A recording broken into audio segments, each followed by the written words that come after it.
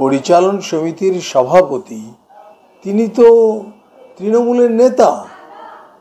কাজী তৃণমূলের নেতা যখন একটি স্কুলের পরিচালন সমিতির দায়িত্বে, তার মানে বাধ্য করেছে ওই টাকা, আমি বলবো কাটমানি নেওয়া নয়, ওটা লুটমানি হয়ে গেছে, মানে গোটা অর্থটাই লুট হয়েছে।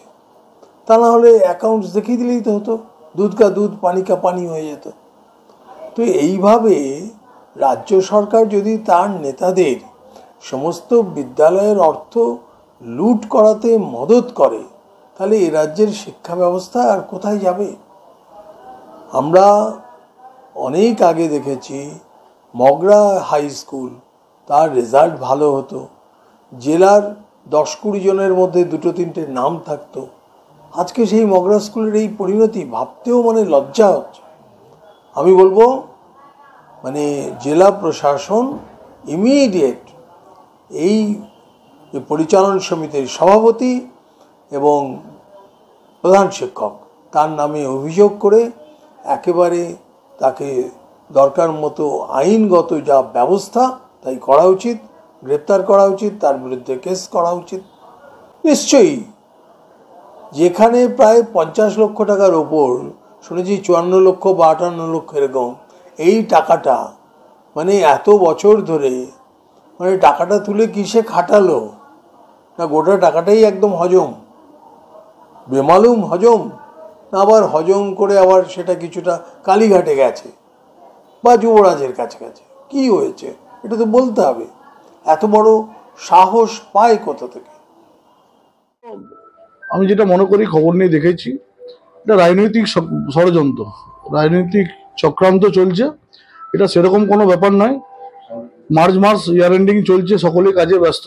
ফান্ড যেমন স্কুলে আছে সেরকম ফান্ড আছে। টেন্ডার প্রক্রিয়া আর কিছুদিনের মধ্যে, মনে হয় আমার যতদূর সম্ভব, আমার কাছে যতটুকু খবর আছে, 7 দিনের মধ্যে টেন্ডার প্রক্রিয়া শুরু হবে। এটা পুরোপুরি রাজনৈতিক চক্রান্ত। বিরোধীদের কোনোরকম কোনো কিছু খুঁজে পাচ্ছে না। যেভাবে মিথ্যাকে সত্য করার একটা চেষ্টা চলছে, কারণ মানুষের মধ্যে বিজেপি বলুন বা বাকি রাজনৈতিক দলই বলুন, এরা মানুষের কোনো পাশেও নেই, বিপদে আপদেও নেই।